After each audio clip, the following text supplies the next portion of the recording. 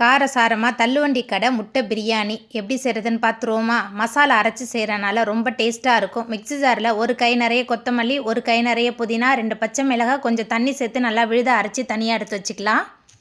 முட்டையை பொரிச்சிட்டு பண்ணணும். அதுக்கு ஒரு கடாயில் கொஞ்சமாக எண்ணெய், 1 டேபிள் ஸ்பூன் காரமான தனி மிளகாய்த்தூள், கொஞ்சமாக உப்பு, 1 டீஸ்பூன் மஞ்சள்தூள் சேர்த்துட்டு நல்லா கலந்ததுக்கு அப்புறமா வேக வச்சுருந்த முட்டை சேர்த்துட்டு நல்லா கலந்து வச்சிடலாம்.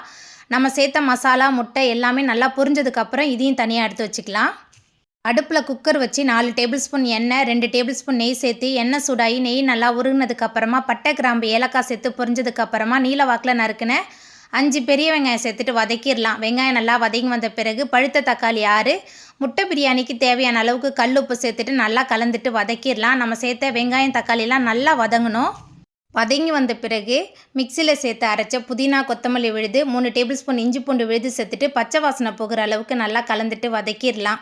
வதங்கி வந்த பிறகு 10 டேபிள் ஸ்பூன் குழம்பு மிளகாய்த்தூள், 2 table spoon garam masala, 1 teaspoon மஞ்சள்தூள் சேர்த்துட்டு நல்லா கலந்துட்டு வதக்கிடலாம்.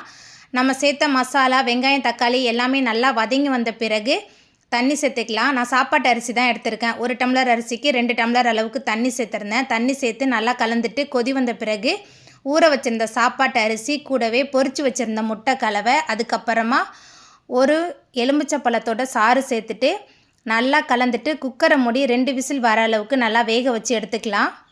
குக்கர் 2 விசில் போனதுக்கப்புறம் திறந்து பார்த்தோமா, நல்லா காரசாரமான முட்டை பிரியாணி ரொம்ப சூப்பராக ரெடி ஆகிடும். ரொம்ப காரசாரமாக சாப்பிட்றதுக்கு ரொம்ப சூப்பராக இருக்கும். ட்ரை பண்ணி பாருங்கள். தயிர் பச்சடி, அதுக்கப்புறமா ஏதாவது ஒரு கிரேவியோடு வச்சு சாப்பிட்றதுக்கு ரொம்பவே சூப்பராக இருக்கும்.